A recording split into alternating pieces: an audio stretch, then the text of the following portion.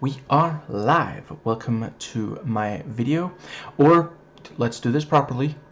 Hello! We are doing a video on the 2002 movie 28 Days Later. This video will start with a spoiler-free review, and then I will do a thoughts section that is completely full of spoilers for the entire movie, but I will verbally warn before I do so, and there will be a time code in the description box for those who only want the spoiler-free section.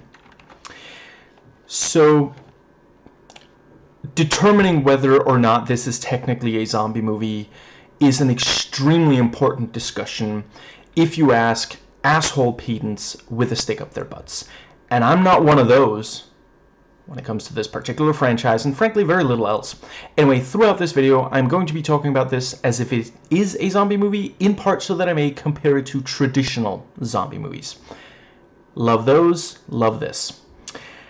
Now, I just realized, yes, so the movie is rated R, so will this video be, and yeah, I have owned a copy of this for more than 20 years. That is also the number of times I've watched it, at least. It's not that I like watch it once per year or something. There have been times where years have passed without me watching it. I don't know why, but there have been times where I would watch it like multiple times within short succession. Like, just, I wanted to pick up every single little detail in this. One major thing in determining if this movie is for you or not is definitely how high your tolerance is for handheld, grainy photography. At times it does get quite shaky, though there are worse ones for that. Sometimes during an intense scene you will sense movement, but it is not clear for several seconds exactly what it is, and that is definitely something that is going to have some people throwing their hands up, which honestly I would recommend against eating them in the first place, but that's another conversation entirely.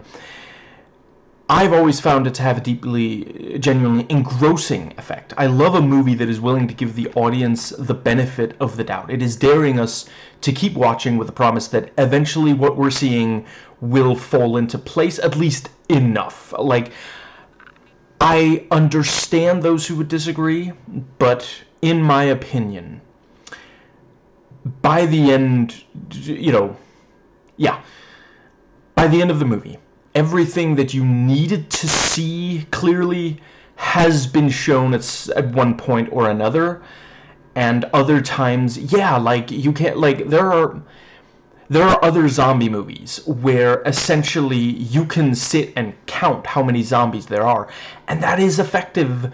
That works for those movies. You know, I quite appreciate that in the George Romero, you know, in the Trilogy of the Dead, like, you get a real strong sense of, like, there's so many zombies, and there are times in this where you feel like there's a lot of zombies, aren't there? Yeah, sometimes I'll be calling them zombies, sometimes infected. Anyway, yeah. You know, there are times where you feel like there are a lot of them, aren't there? But you won't necessarily see that many. You just kind of feel like there's more than you're seeing, you know, and I think that works incredibly well for this movie. I'm not saying I would want every movie to be like that. There's almost nothing that you could say where I'd be like, oh, I want every movie to be like that. You know, I used to say, oh, I really want for, like, I think shots should be in focus, but then I've seen some movies where they use, you know, yeah, where like stuff isn't necessarily that much in focus and it has a strong effect. So yeah, this movie captures the chaos so well, in part by doing something that I have not seen enough other pieces of media do. It will cut between a wide shot with zero camera movement to close-ups with lots of movement. Sometimes it'll cut between multiple close-ups of the same individual from just slightly different angles, sometimes very frenetically. Like, shot length will drop to below a second for multiple shots in a row. And just, yeah, it really, really like it puts you, the close-ups and lots of movement and quick cutting put you right there in the middle of, it's like, I don't know if it was invented or like whatever by Saving Private Ryan, but that is sort of the go-to for like early example of this sort of thing. And yeah, works really well here. I think this might be the first time a zombie movie did it, and and this was also, zombie movies weren't really huge. This was kind of like Scream, except for, this isn't meta, but it brought back, like, it reinvigorated, there's some injected some fresh blood right into the veins of those undead fuckers, and yeah, it lasted for a while too. There were a bunch of zombie movies and media in general after this, and yeah, I think that does cover that aspect. Now, right, the screenplay, I really love the writing of Alex Garland. I look forward to finding out if I love his direction too. Yes, please put down the pitchforks. Extinguish the torches. I know. On my list, Ex Machina, Annihilation, Civil War, I guess Men, even though I hear it's abysmal, but like, yeah. I definitely do wanna watch those. Anyway, there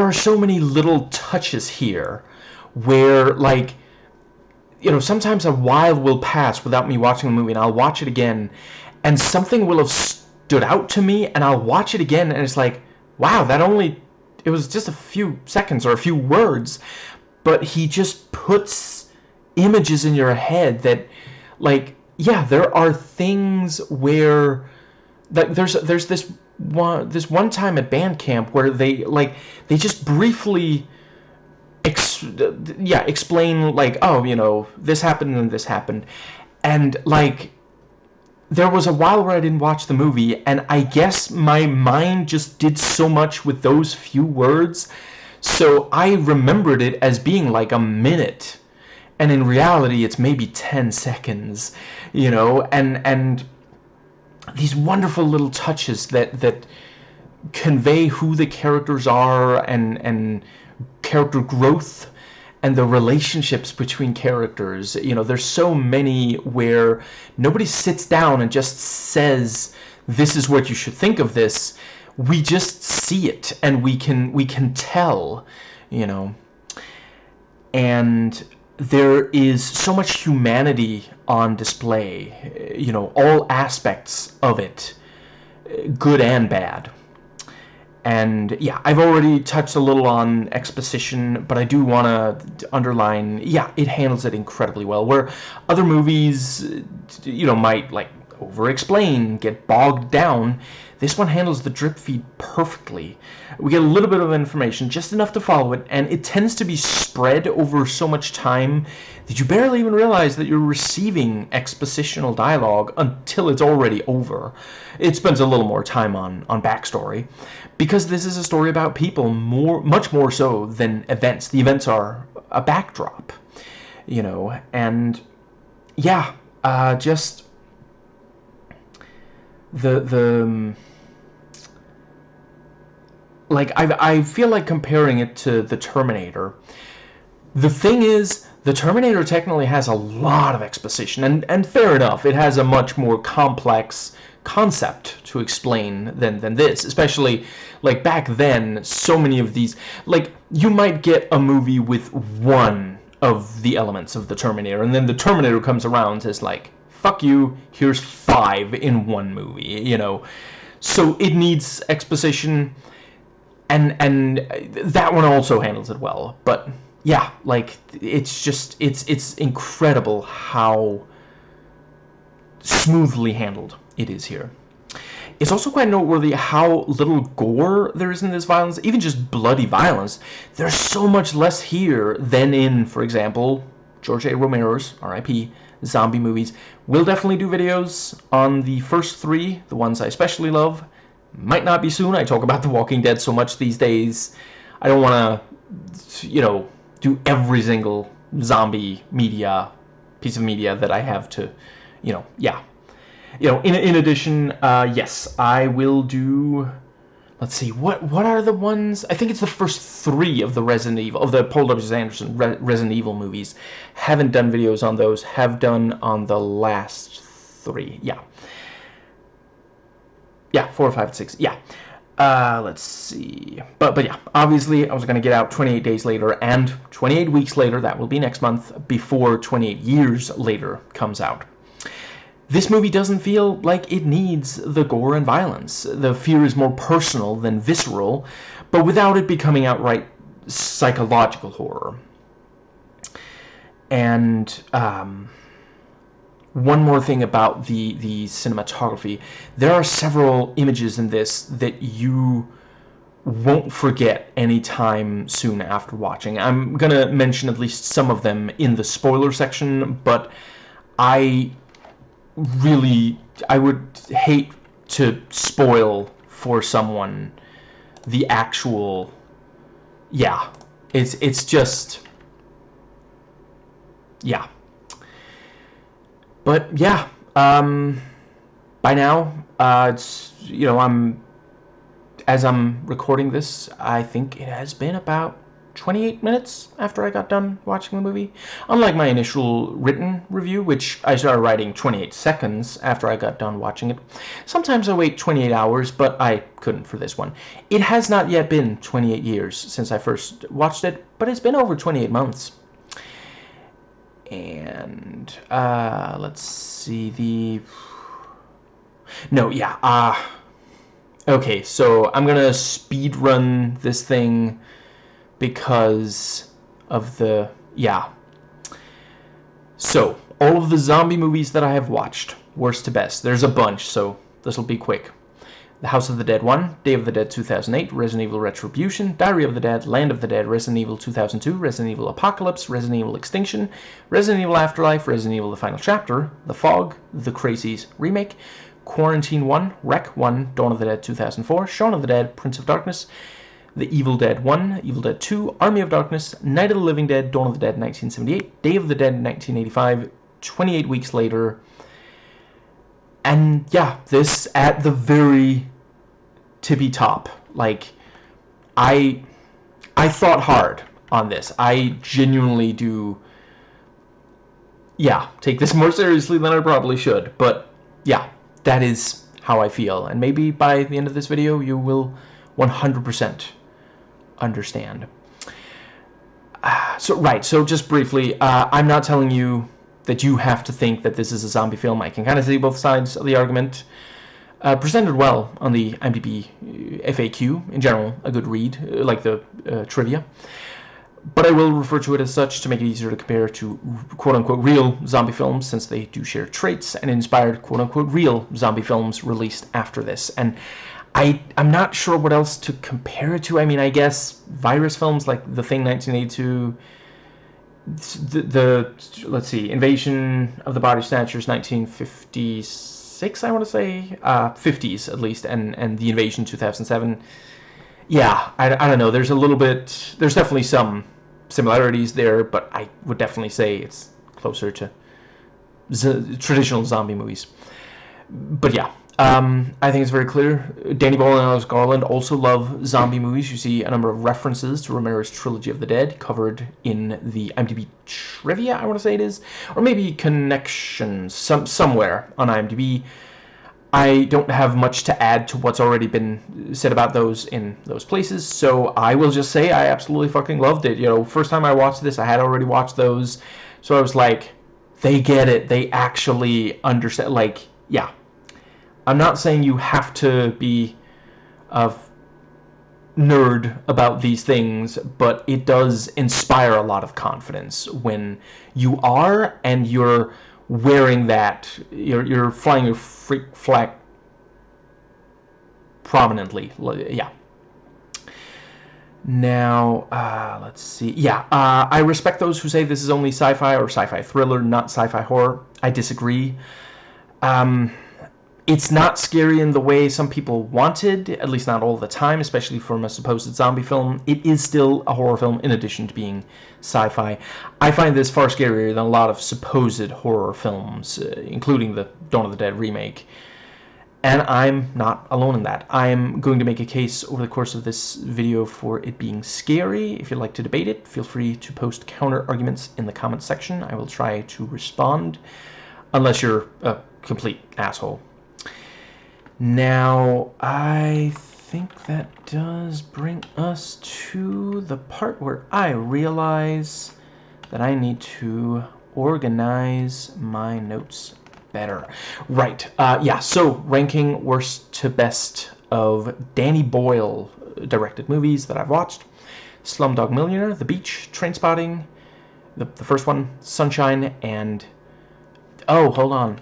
This is not a complete list. Why the fuck did I put the not complete list there? Sometimes I don't do things the smart way. Fuck. I'm pretty sure I rank this higher than Sunshine, but it's close. That one's also amazing, and yes, I am definitely doing that one. Now, I think... yeah. Let's see. I already mentioned it's worth reading IMDb trivia. This video is going to be really long if I read aloud all of the stuff that yeah, so this movie is not about the horror of dying, and I think that might be part of why some people don't think it's scary, which I understand. I used to think the same way. All I can say is life gets better when you expand your horizons. You know, horror can be so much more than fear of death, especially of your own. This is about the horror of losing the people you care the most about. That is a very consistent thing. You meet a new character in this movie, and you find out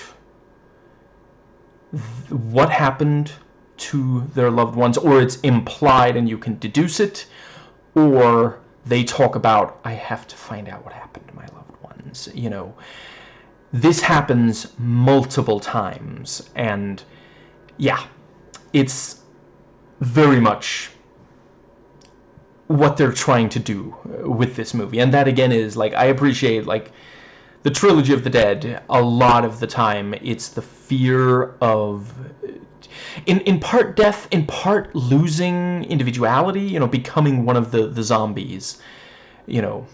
And I do think that is incredibly effective as well. And also, I think it speaks to when the Trilogy of the Dead were made, you know, 60s, 70s, and 80s. And then this, you know, 2002, yeah, it just...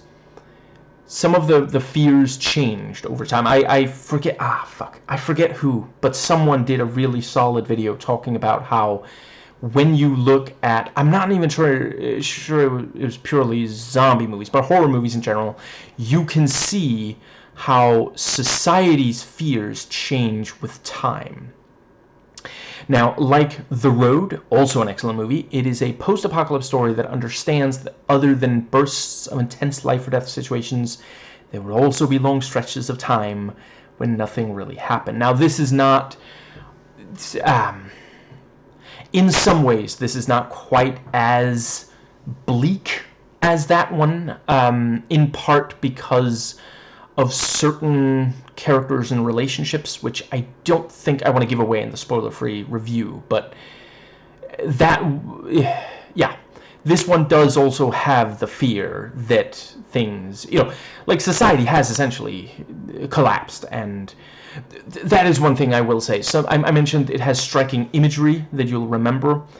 Some of it is directly tied to how the world has seemingly sort of ended. You know, human society, at the very least, has.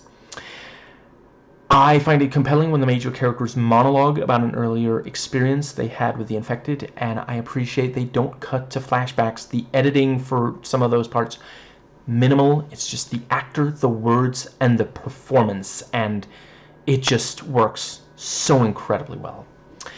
I do not know if Outlaw Vern came up with it, but he refers to the franchise as the 28 Time Unit series, so I will try to do so as well, unless I forget.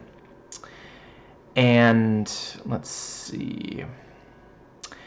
Yeah, so the very first shot in this is violence in the streets, and we realize within a minute what, why we're being shown this, but by then we've already been affected by it. We can't fully remove ourselves from it. And let's see. Yeah, briefly about the ending. I'm not going to give away whether it's happy or sad, but in some ways it doesn't completely fit what came before.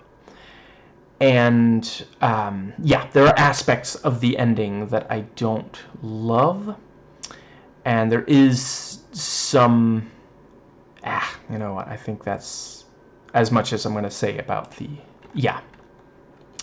so I think those are about my yeah, just briefly. Yeah, so Cillian Murphy plays Jim, and after this he played several sociopaths. He's very everyman in this, but those cheekbones, those piercing blue eyes, and he is excellent at playing a sociopath, but yeah, the I don't know, I just find it fascinating that he made several of these movies. I'm gonna double check so I'm not talking out my ass here, because in reality Cillian Murphy is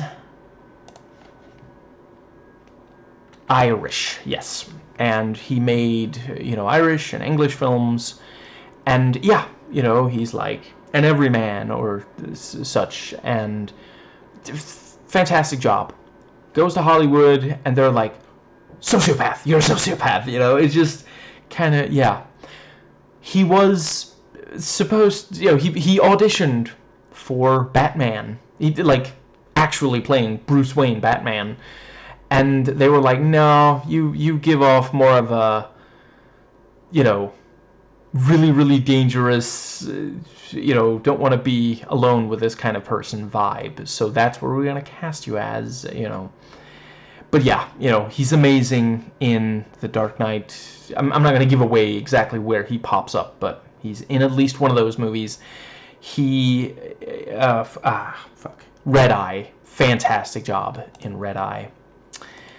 And let's see, I think that does cover. Right, and yeah, Naomi Harris is also so good here, and yeah, Brendan Gleeson. Yeah, this is I really want to see Naomi Harris in more, because like it's been so long since I watched Miami Vice. I don't think I was really paying that much attention to her at that time. Ninja Assassin. Oh yeah, I vaguely recall her appearance in that, but not well enough to really talk about it. But yeah, here, Street Kings, Let There Be Carnage. Yeah, just fantastic. I don't know if I want to talk too much about exactly who her character is and what's going on with her, but just, yeah, fantastic job. She's asked to do some difficult stuff, and she nails it. And Brendan Gleeson, again, don't want to give away exactly what he plays, but he's one of those actors who excel heroes, villains, everything in between, and yeah, like, this is one of my favorite of his performances.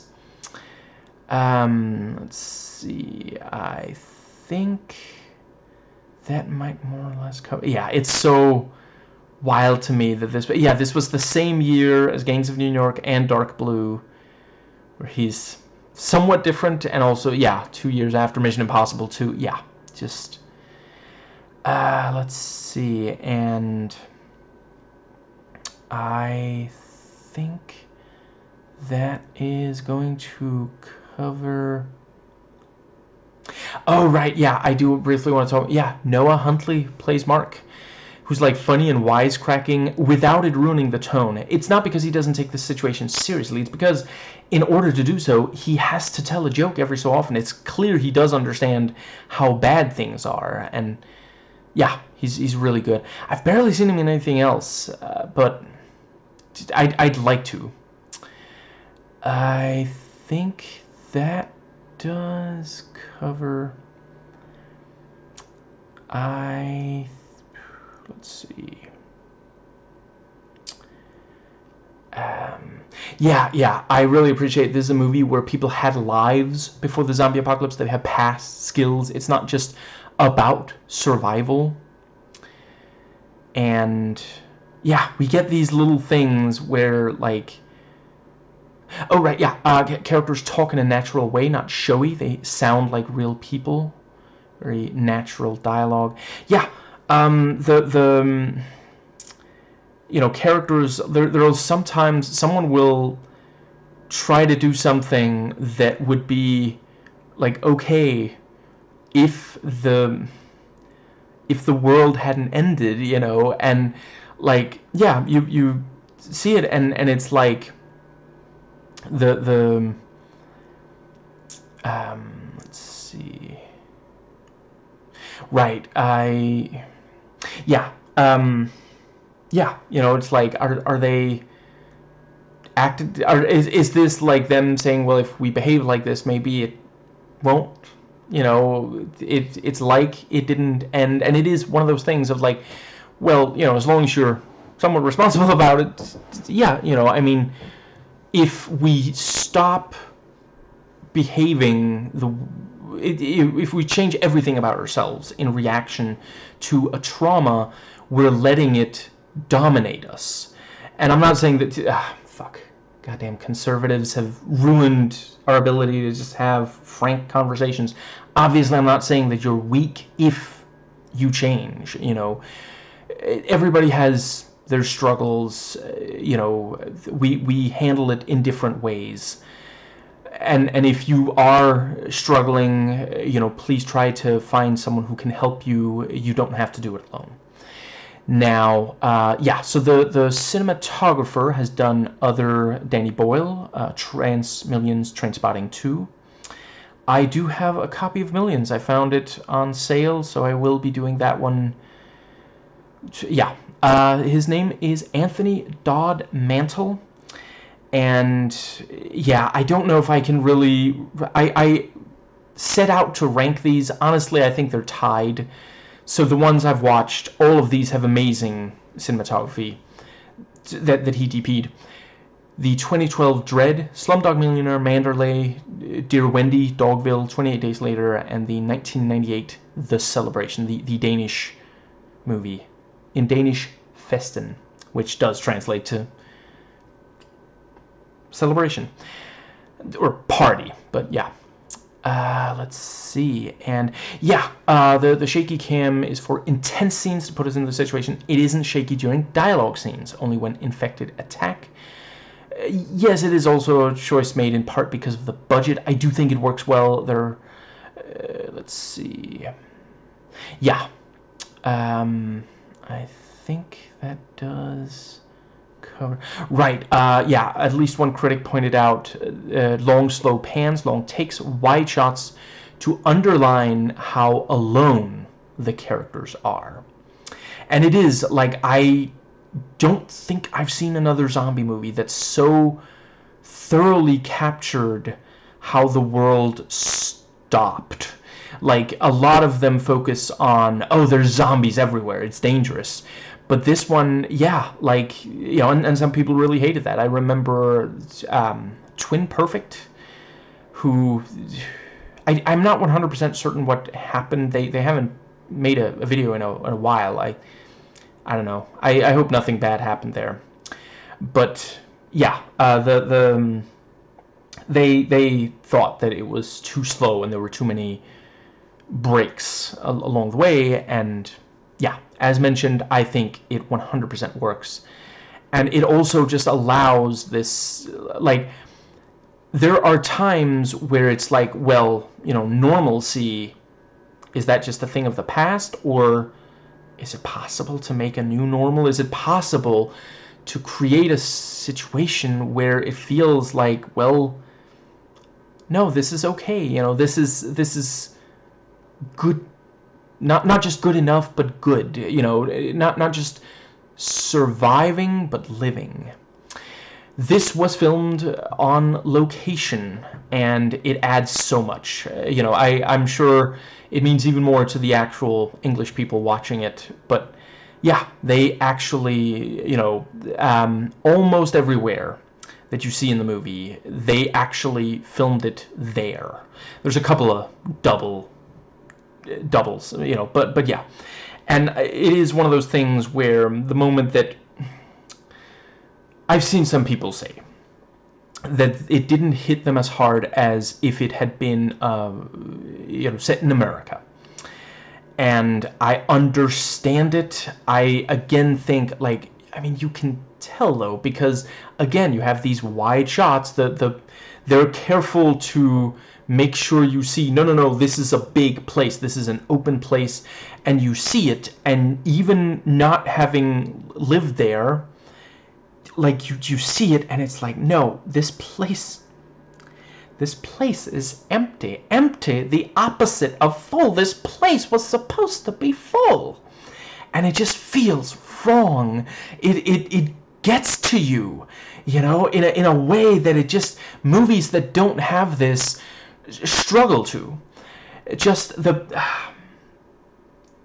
it really feels like there's just, early on in this, you feel like, well, it's just over, isn't it? Like, there's no future here. There's nothing. Why even keep going? Why work for it? And I really appreciate that it lets us sit with that just long enough before saying, but maybe there's a ray of hope. And it does this so well. Like, you really get, just like early on, I'm avoiding spoilers, but I will just say, it really, again, been watching this movie on and off for 20 fucking years, and it just, every time, the parts that want you to think that it's over, they just work incredibly well. And I think that might just about be right. So the composer is John Murphy, and yeah, fantastic work here. It's incredible how well, just the both when it's like sad and also when it's slightly more hopeful. Other than this, I loved his music for Guardians of the Galaxy Volume 3, The Suicide Squad, 28 Weeks Later, Sunshine, Intermission, Snatch, Lock, Stock, and Two Smoking Barrels. Yeah, just fantastic. Let's see, I think... Yeah, and again, worked with Danny Boyle elsewhere, Millions and Sunshine, and and 28 Weeks Later, what's the word? Danny Boyle executive produced that one, and yeah, the music is suspenseful and tense, works incredibly well for what they're going for. Yeah, incredible soundtrack, worth owning, listening to, and let's see, the score gets across the hopelessness, the overpowering nature, the isolation of the situation. And for a lot of the movie, there's basically silence. Other than the music, no birds singing, no natural sounds, no hustle and bustle. Keep in mind, I realize I haven't mentioned that yet. This movie starts in London. I don't know if you've been. Yeah, like, not the noisiest big city, but it's not super quiet either, you know. Let's see. I have been to London. I forget if I've been to the places that the movie is set. Let's see. And yeah, of course, the characters we follow try to avoid making too much noise, so they're better hidden. And let's see. Right, and one, I forget if this is a professional critic or a user review, but someone pointed out, 28 Days Later's theme is as disturbing and paranoia-inducing as The Exorcist, The Omen, or Halloween's theme songs. So, yeah, that might help give you some idea of how fucking, yeah. Now, this movie, let's see, without end credits, it's an hour and 43.5 minutes, or at least the version I have on DVD is.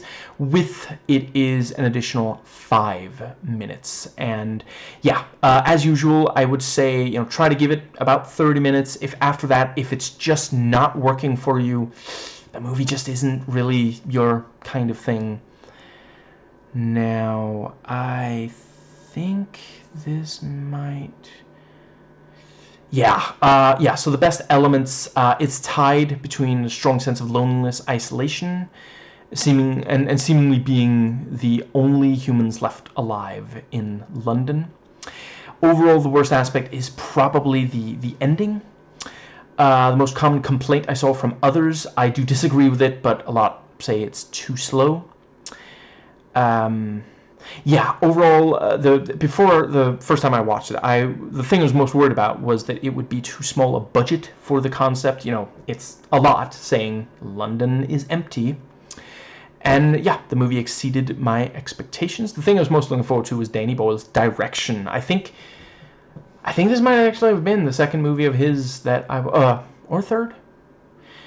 The Beach and Trainspotting came out before. I might have watched them before, or maybe I watched at least one of those after, in part because of this.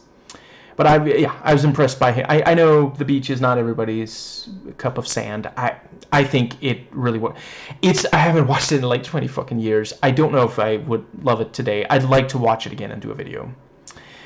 And yeah, the movie exceeded my expectations of Danny Boyle's direction.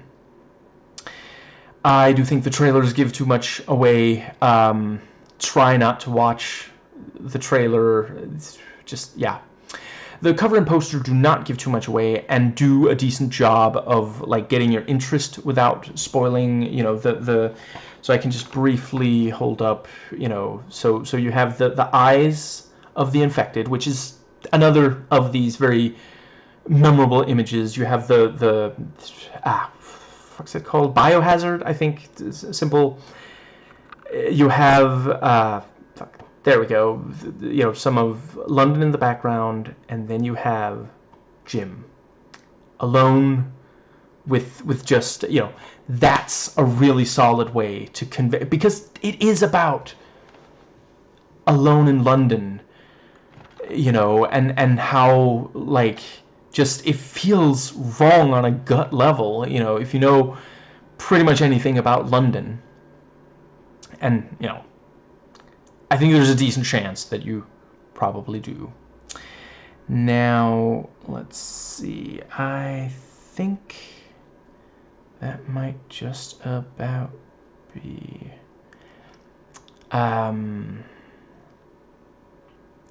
yeah, this was well received, and yeah, there are 1,500.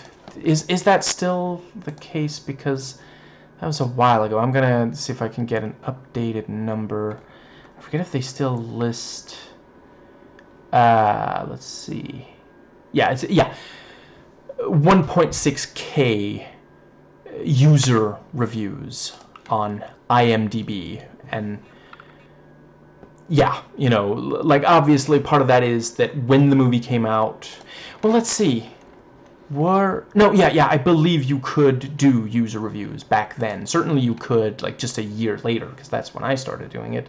So yeah, you know, a bunch of them are people who watched the movie back then and immediately. But yeah, I think it speaks to how much it speaks to people.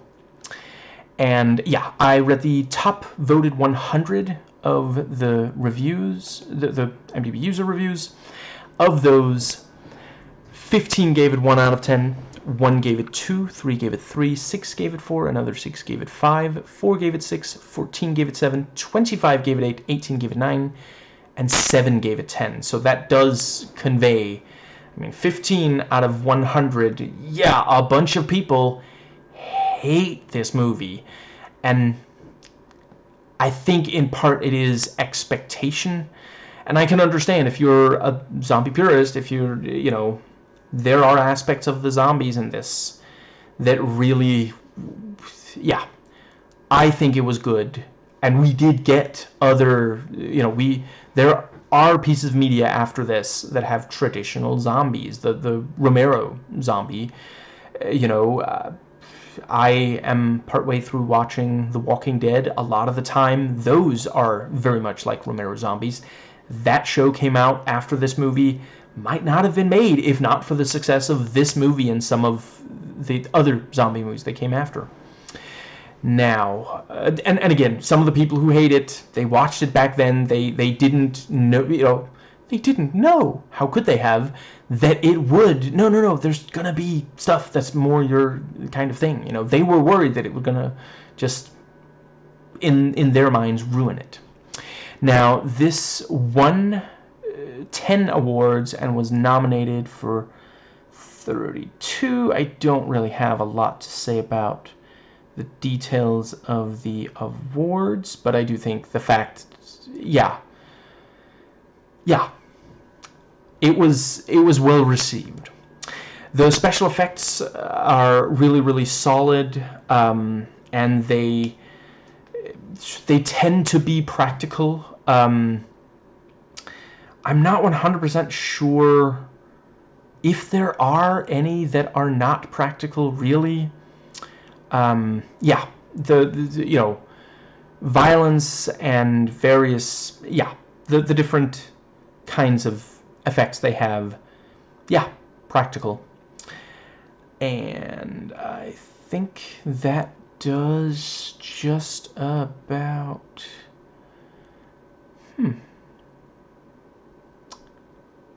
wow, I really gotta get better at... See, the thing is, I originally thought I was gonna do this 2.5 fucking years ago. So, what can I say? I really was... Yeah, I wrote a bunch of stuff that I now don't 100%... not all of it is stuff I still agree with. Anyway, I certainly not agree with saying before the spoiler section. Anyway, I rate this 8 rejuvenations of the zombie genre out of 10. And I think that does cover... Yeah. Let's see. So I'm just... There we go. Yeah, I thought it would be here. Yes. So, that is it for the spoiler-free section. From here on out, there will be spoilers. And I'm just going to real quick note when I get into the spoilers. So that is... There we go. So I am just briefly going to note some things that I really... I love the decision to use... like... fuck, was it gymnasts or something? Like, people who... You know, it's the way that they move and the fast movement, you know, it's... We had never seen zombies quite like this before. You know, they genuinely don't move completely. You know, we've seen zombies that move, you know, where they have the actors move in a way where you're like, oh wow, yeah, that person is dead, and technically these aren't dead. That is something I do not need to deal with right now. There we go. Yeah, let's see. So we have the fast movement. Yeah, we have some where, you know, zombies will move in a way that makes you think, okay, wow, that person really had, you know, yeah, I can see that this zombie has a broken arm or leg or the like, and because they're a zombie, they don't care. But their movement, you know, does betray the fact, yeah, that's a broken bone, you know. And that is also deeply compelling. I'm not dissing that, but we had never seen them move quite like this before. And it does something to the lizard brain, you know, the moment you see something moving that fast, and something that is supposed to be human but moving in this sort of off-putting way. Just, yeah. I love the idea that it's a virus, and that was also something we were very afraid of. But, you know, let's see, fuck, was this before the whole... Let me think. Avian flu, I think, was the big one, right? But there were several viruses that we were terrified of around this time, where, you know, like when Romero started, he was like, well, nuclear power, you know, and yeah, people were afraid of that. You know, the first one came out. Well, let's see. I guess the first. No, yeah. I guess the entire trilogy of the Dead came out during the Cold War. People were terrified of, you know, mutually assured destruction, of someone actually starting World War III, and it just made sense to you know, tackle that. By 2002, no, like, nukes and nuclear energy was not really something we were thinking that much about outside of, like, X-Men. So yeah, changing it to a virus, and yeah, the idea that it is basically like rabies, you know, like, I'm sorry, but fuck me, the idea of rabies spreading to human beings is genuinely horrifying, and it again does that wonderful thing that this movie does so well. It's both horrifying to be chased by someone like that, but it's also horrifying to imagine it happening to yourself. Like, I'm sorry, the idea of running around drooling and vomiting blood and just attacking everything that I see, like, yeah, it gets to me on a very deep level. I can't imagine living like that. I don't know how conservatives do it. I'm kidding. I know not all conservatives drool and spit up blood. Now, I think that might more or less cover... Right, yeah. So some people hate that they move fast. I get the idea of, you know, zombies shouldn't move fast. Death is not an energy drink. I do still think that is funny, and I really appreciate that, for example, Shaun of the Dead said, no, zombies move slow. You know, that's just how it is. I think it works incredibly well here. In part because they're not dead, you know. No, they're, like, the adrenaline is rushing through their body. Like, have you ever seen a rabid dog? I'm not sure I've seen one in real life. I think I've only seen, like, media, you know, like, faked versions, but I've heard those are accurate by people who have seen rabid dogs. Yeah, like, that is how it goes, you know. Let's see. I'm glad not all zombies run. And in general, I think a strong case could be made. If your zombie is actually dead, they shouldn't run. But at the end of the day, it's like, well, should they be walking? They're dead. You know, the Walking Dead walk though they're dead. That already is a lot to accept, you know. So I don't know why we are drawing these arbitrary lines in the sand. Like, no, zombies they're dead. They can't run. Just, yeah. Now, I love that before we understand the context, we see the footage of unrest from various parts of the world. We can tell from right away that we're seeing a TV. We don't know why someone would be purposefully watching this stuff, you know, and not long after we do see, you know, yeah. And yeah, Jim wakes up in the hospital bed. We can immediately see we're watching something not made in America, even if the accents hadn't already tipped you off. You know, Jim's wiener out. Cillian's Murphy is on full display.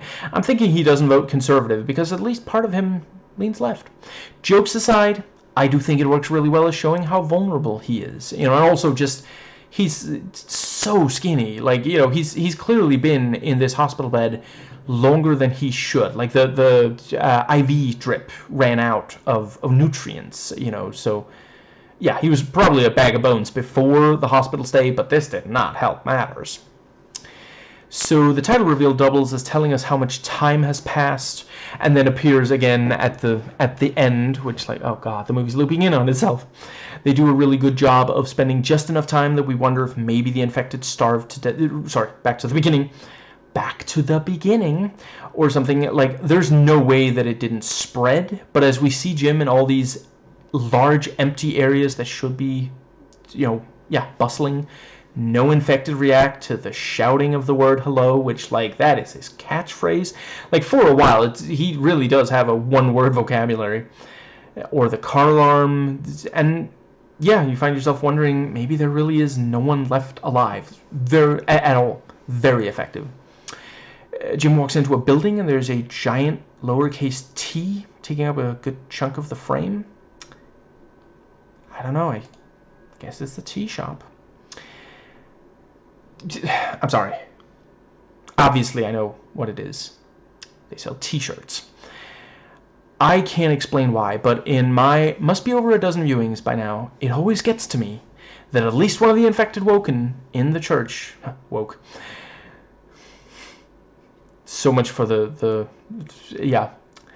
In the church continues to not move. It is just staring stock still, and I don't know why. And I know that it would, if they explained, you know, no, you know, he's hiding a secret from his lover. He has gas. No, it wouldn't. It would make it worse, not better. But, like, my lizard brain is screaming, why is he doing that? We know they run. We know, you know, that one of them, I'm never entirely sure if it's one of the ones that we see stand up, or if it was a different one, and that I also kind of love. Like, are two of them just sitting there staring at him for no reason? Like, they clearly can move at least some. Like, even if something's, you know, wrong with their legs, like, why wouldn't they at least try to crawl or something? But no, just staring at him. And it never really happens any other time. Any other time that an infected stares at someone, it will try to get to them. Jim smacks the priest in the head with the bag. I'm not sure he knew the priest was infected. I think that's just something a lot of former choir boys want to do. Jim is very lucky to run into Selena. Want to survive the zombie apocalypse? See if you can team up with a black woman who wields some sort of sword. Bonus points if she has a cool name. I personally do love Mark's corny joke. I love that before we realize exactly what we're looking at, we can tell. Right, I should say exactly the scene I'm talking about. So, yeah, Jim is being chased out of the, you know, T-shirt store. You know, he's running through the streets.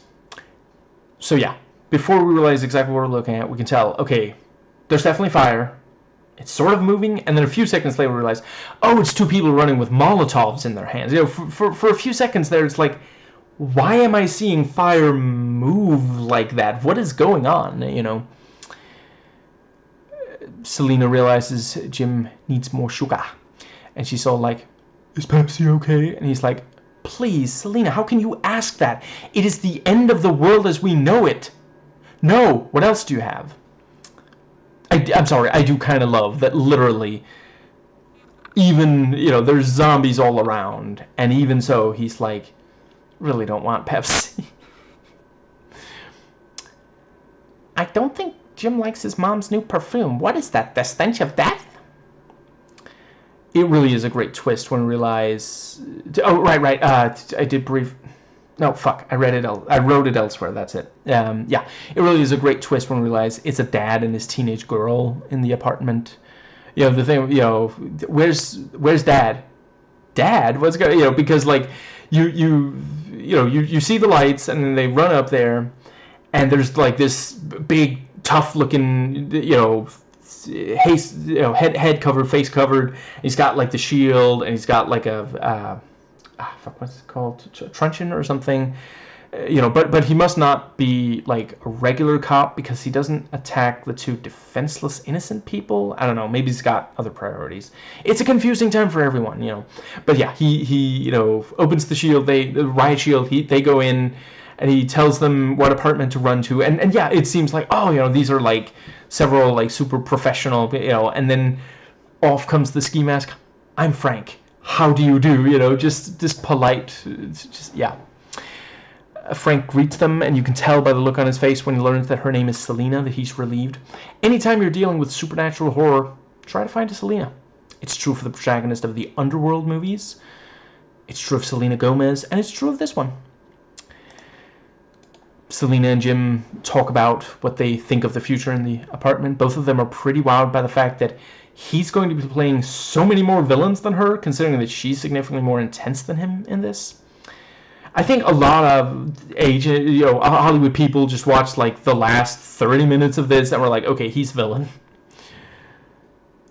Frank apologizes, there's no water for shaving, explains, Jim will have to pee in the bucket. And then Jim goes, that's what that thing's for? Put it on my head and pretended I was Magneto. Up on the roof, the father exclaims, you got me. I am Frank, Hannah's father, and I am in the business of collecting rainwater.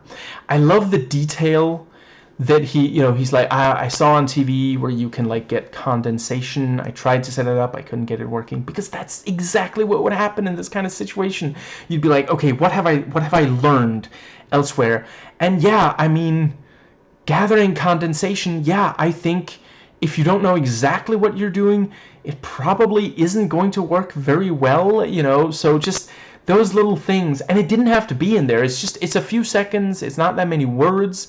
And we don't need to hear it because it doesn't really change that much. It's just further explaining, it's underlining that he tried everything. And it's, yeah, these are human beings. These are not like Ubermensch who just know exactly how to handle this unusual situation, which makes them so much more interesting. I think they played it exactly right when we hear the radio transmission. So many stories like this would have everyone hopeful or everyone skeptical, and we understand both perspectives in the scene. Selena's like, it's a recording, they are not there anymore, and Frank is like, we can't stay here though, we need to go, there's not enough water. I love the shot of the fish tank, because like they can't bear to like get rid of the fish, but the poor fish is like in this little corner because there's not very much water. And I know, they only had the fish, let's see, either they only had the fish like that for like a few minutes while they filmed that exact shot, and then they got it more water and like made sure it was out of shot or something, or it's a fish that doesn't need very much water. They're constantly like replacing that little bit of water. It has something to avoid animal cruelty. And Selena says she never needs to see more chocolate for the rest of her life, except for Terry's chocolate orange. Literally the only other place I can think of where I've heard chocolate orange mentioned is The Cavernacle. Excellent YouTube channel, by the way. So I have no idea exactly what it is. I do appreciate that chocolate and orange are flavors that go well together. As far as I know, it is not an American product. If it were, I'm pretty sure it would be a literal orange, peel and all, dipped in chocolate, then deep fried. Come on, that would not be the most ridiculous, quote-unquote, food item sold in America. I love the joy in the picnic, Jim talking with his mouth. He's like, they're so more, yeah, I'm not going to... The raisins are so moist is what he's saying, but he's, because he's so, it's such a wonderful thing. They're managing to find positives in these little things, because like, how many fucking times have we seen, it's a zombie apocalypse, stock up on food, oh, we found some food. And a lot of the time it's like, oh, we can last a little longer because of this food. But here it's actually like, no, but you'd be like, stoked though, wouldn't you? Like, several of these have experienced 28 days with very limited access to food, having to just make do, and now they have like this stuff that they, the kind of stuff they really like eating, and yeah, it's like, oh, it's so good. You know, Selena talking about how she can taste the vitamin C. Incredible tension in the tunnel. There is an endless list of movies and other pieces of media that desperately need Jim, in this scene, a character pointing out, oh, this is a shit idea. You know how I know? Because it's really obviously a shit idea. And the screeching the infected give in that scene, and I guess also elsewhere, but I think it especially gets to me in that scene. It's just horrifying.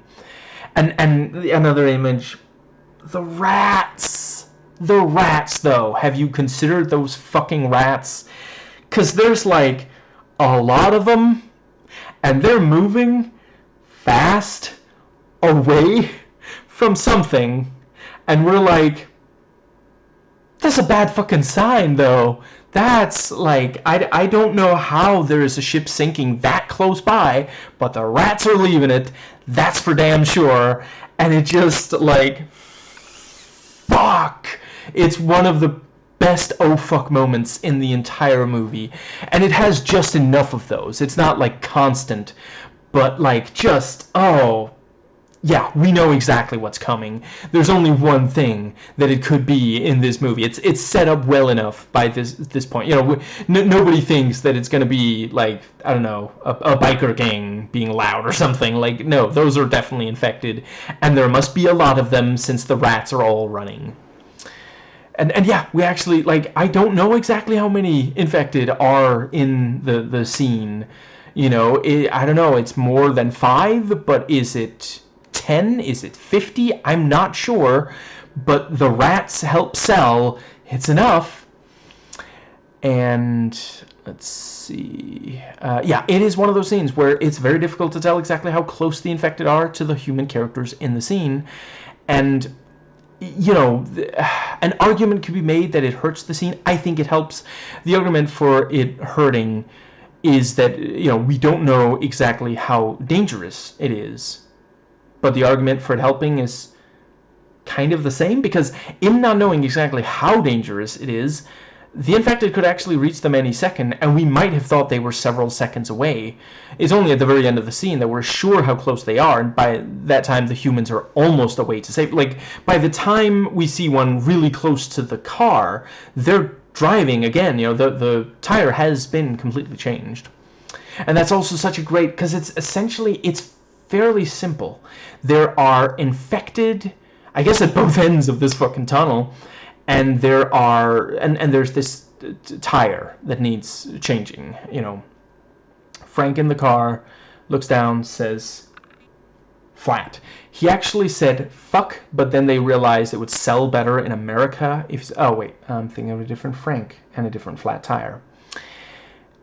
And let's see, the gas station is also quite disturbing. The mother with her baby having died, and I don't know, it looks like maybe dehydration or something, which would be one of the big, like, 'cause, yeah, 3 days, you know, that's not very long.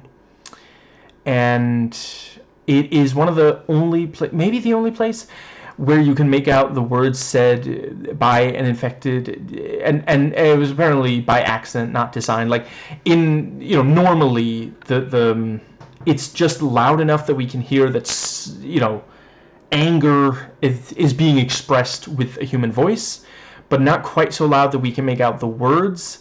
And yeah, it's, I don't know, it's interesting that it's, you know, it's one of those things, like, because they could have fixed it for the DVD. I get that, you know, by the time, I can imagine that they only realized it once, let's see, maybe by the time they realized it as they were editing, there wasn't enough time to redo that part or something. But yeah, they didn't change it for the DVD. I don't know about the streaming version. I know Disney Plus had a streaming version. I had intended to watch that one to sort of be able to compare, because that one's 5 minutes long. I think it was 5 minutes.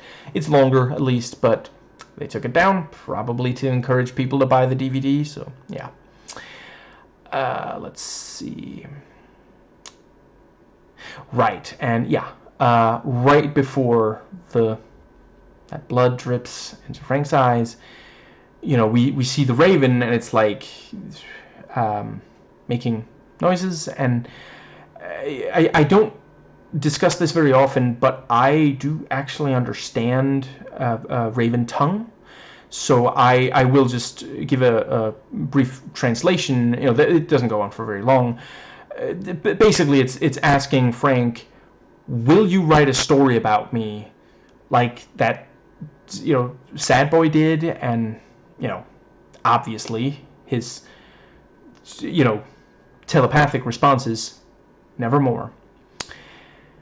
And right, so yeah, this was where I noted some of the imagery that really stays with you. The rooftop with all these containers, like literally, I mean, they don't even have to say it. You can tell they must have gone fucking everywhere in the apartment and just grabbed every single thing that could hold at least a little water and put them on there, and that is also a wonderful self-aware joke. Not like meta, but didn't think we'd be at a loss for rain. Not in fucking England. Yeah. And let's see, all the cars in the tunnel is also really strong. The tipped over, I think it's a bus, but definitely a large car. The flowers in the field, the horses running. And the military here do feel very authentic. Like there's a lot of macho bullshit. These guys, they ate too much red meat before the zombies hit. But when the fish and chips are down, they do often work as a unit. I am not familiar with everything that Christopher Eccleston has done. I quite like him here. I thought he was fine in the MCU. I know not everybody likes it. Not the best of the villains, whatever. But yeah, I am aware. Pretty famously, he plays a doctor who travels the universe in a frickin' phone booth. England, seriously. Are you okay? Is there something in the water? Do we need to call an adult? I'm sorry, but as a Dane, I just find it shocking how weird of an idea that is. Like, honestly, I defy anyone to think of even one Danish piece of media that is as weird. Point taken. Disregard. I really do appreciate that when the military people at the end fail, it tends to be because of personal flaws. Like, okay, fuck. I am no defender of the military. That's not my point here. Sometimes militaries can work incredibly well. But, they lose Jim because one of them really wants to take out Farrell in a slower, more painful way than gunshots. Farrell points out that this is killing him like a dog, which I don't think completely qualifies as Kafkaesque. But yeah, they would have gotten away with it too if it wasn't for that lousy Jim and meddling, and that wouldn't have happened if not for the whole Bayonetta incident. So yeah, I really I forget who. I don't know who said it first, but it has been pointed out with zombies. In order to make a piece of zombie media interesting, ideally you'll want there to be human villains. You'll want there to be conflict between the survivors, and yeah, they do really well at that here. Like, and he's also just such an asshole. From like we come to hate this guy pretty quickly. The way he treats other people. Right, I love the when Doctor Who leans in and he's like, slow down. He doesn't say that's not okay, because yeah, he is okay with it. He just needs Jim out of the way or on their side. And I do also appreciate Jim doesn't even give a verbal response because it's not needed. And yeah, he just looks down at Jim and he's like, okay, him too. And that's all he has to say, because no, Jim is not okay with it, obviously not. And it's the kind of thing you can clearly tell from just looking in his eyes. You don't need, and so many pieces of media would have had like a monologue, something with him like pointing out how awful this is. But we know, it's basic human decency to understand rape is wrong. It's one of the worst things that any human being can do to another human being. And yeah, Jim is nowhere near okay with it. He never would be.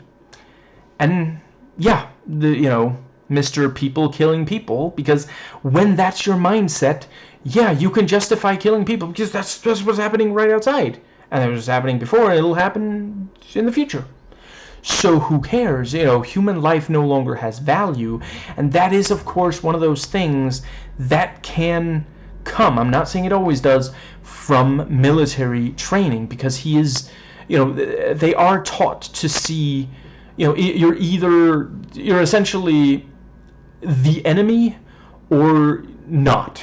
Not everyone who's not the enemy is fellow soldiers. Some of them might just be like hostages to free or something, but innocents to protect something. But once you see someone as the enemy, military training would say, no, kill them. There's nothing else, that they're supposed to. You'd be doing a good thing. You'd be winning, tiger blood and everything. I will definitely say the ending, the climax, gets big enough that it feels satisfying for the movie, which, as much as I love the alternate ending with the blood transfusion, based on how it's described, I'm not sure that one would, in part on account of just the number of characters. The climax here does not see the biggest volume of infected, but it is definitely the time where they're the most effective infected, even against military trained men with guns. There's only one of them who ran out of bullets and ran away. And that's also such a chilling, Jim opens the door, blocks it, but we can tell it's not going to last very long. And the military guy on the floor, and he's like, I ran out of fucking bullets. Don't leave me, and just, yeah. I would very much say we're not supposed to think of what Jim does here at the end as purely ethically good. It is survival and nothing else. Because, I'm sorry, but if I was that soldier on the floor and Jim is right there and he says, if I save your life, no raping, and you're going to help, we're going to work together against the infected. Deal? I'm sorry, I think there's a decent chance, the guy's going to be like, you know what, yeah.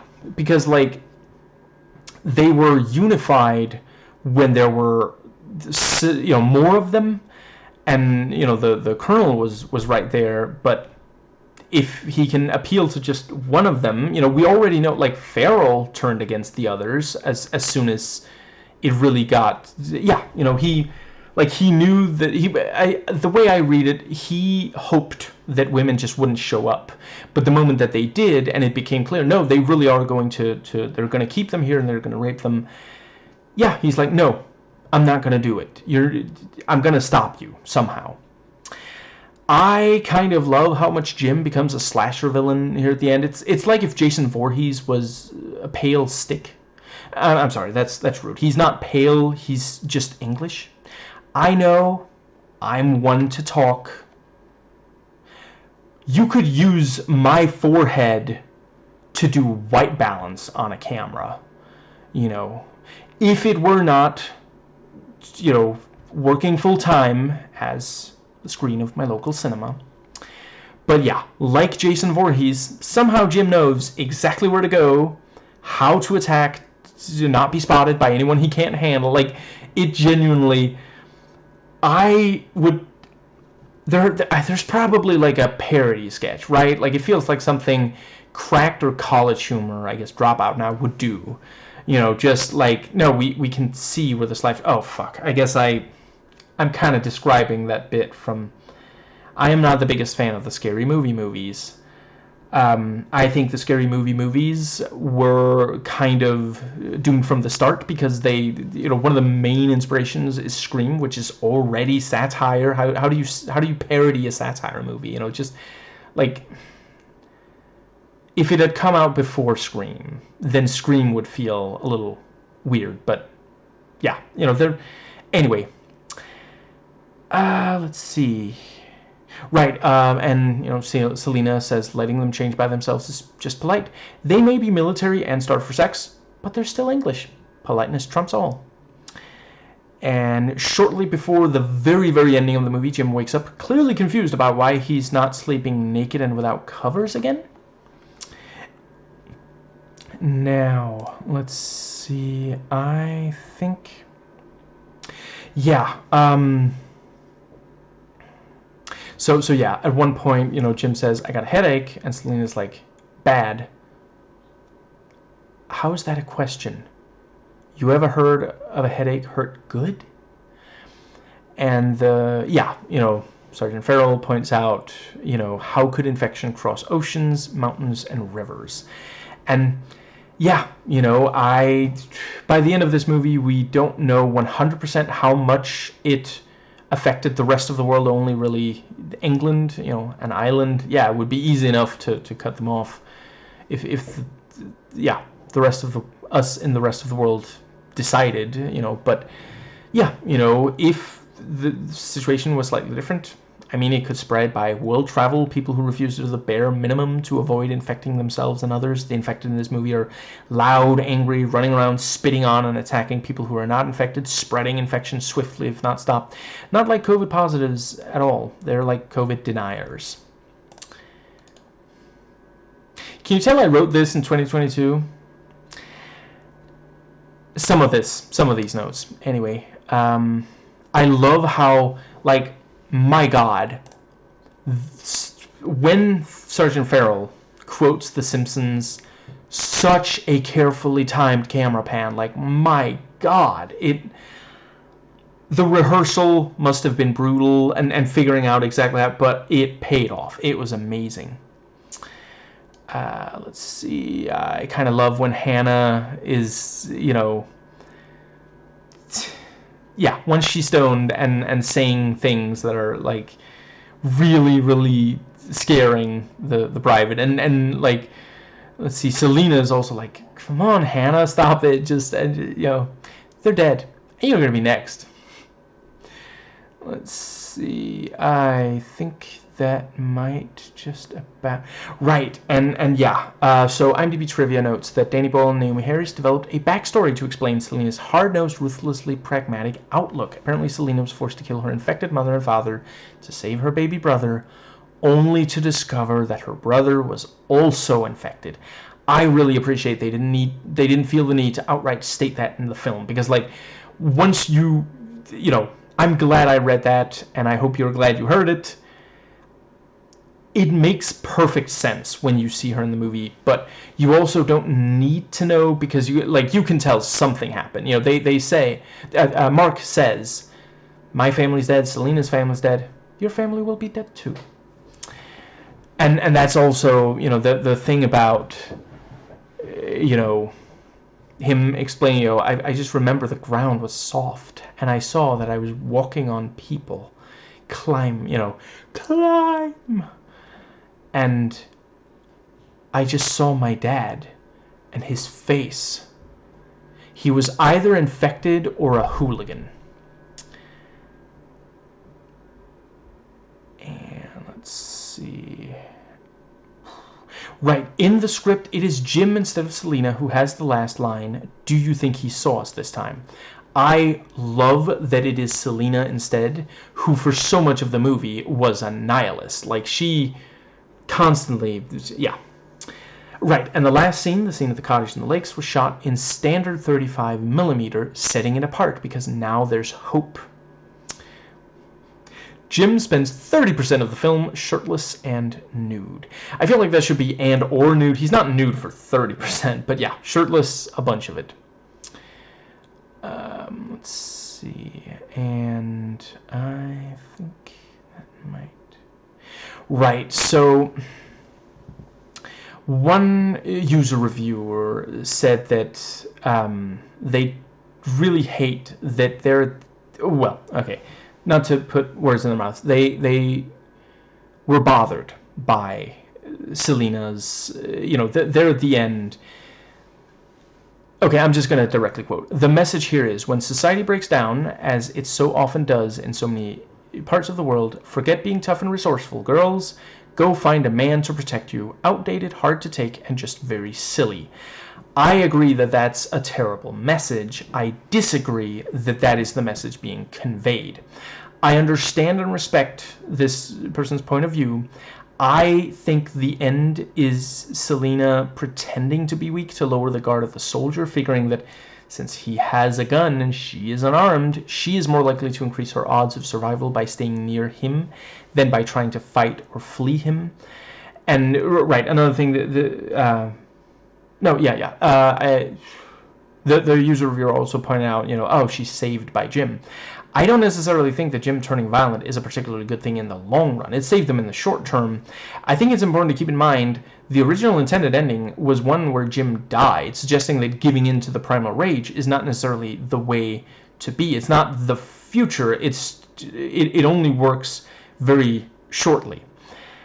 I do think the point would have been made even stronger if Selena did not hesitate to kill him in the bed that ends with them kissing. In fact, maybe that would even leave it unclear if he was infected or not. I think that could have been very interesting. Maybe, I suppose you would maybe have to have less close-ups of his face because we can clearly see his eyes. He's not infected. But it would be, and that, yeah, in general, don't show him, edit it so we don't see him quite as much. We just see, we can see that it's Jim and he's killing, but he's being so brutal and rabid. So, yeah, she kills him and it's unclear, was he still, was he infected or not? And let's see, or if you want Selena to have changed to be less willing to kill friends, which I do think is, I really appreciate her character growth, have Hannah, now hardened from losing her dad, do it as Selena watches on. She does attack him, she just, annoys him mostly, worsens his headache, I guess. Now, I think, let's see. Right. I forget exactly who, but someone said Alex Garland has things to say about women, but he doesn't understand them. And that is, yeah, definitely, there is some of that with the female characters here. I hear it's worse in the ones that he directed himself as well. I think it was especially Ex Machina, or maybe it was Annihilation. Anyway. I really gotta watch Annihilation. I hear it's similar to an Andrei Tarkovsky film, and that's just like, I gotta fucking watch that movie. I love Tarkovsky. If you've never watched Solaris, and I do mean the real Solaris, not the bullshit with like George Clooney, that movie, like, fuck. Anyway, the original, like, if you must, like, watch it over several sittings, because it is, a longish movie, but it's so fucking good. Like, I'm sorry, the fact that Tarkovsky watched 2001: A Space Odyssey and was like, no, there's a fundamental flaw here. I'm going to make a movie that proves that. And I think he makes a really strong case. They're both excellent movies. Like, Kubrick was a fucking asshole to some of the people he worked with. And I don't think that should be forgotten or forgiven, but yeah, some really amazing movies. It's one of those things, do we separate the art from the artist? Right, one user reviewer pointed out a lot of zombie movies do not explain what is going on. This one does. Sunshine is another sci-fi horror movie by Boyle and Garland that explains where others don't. And let's see, I think...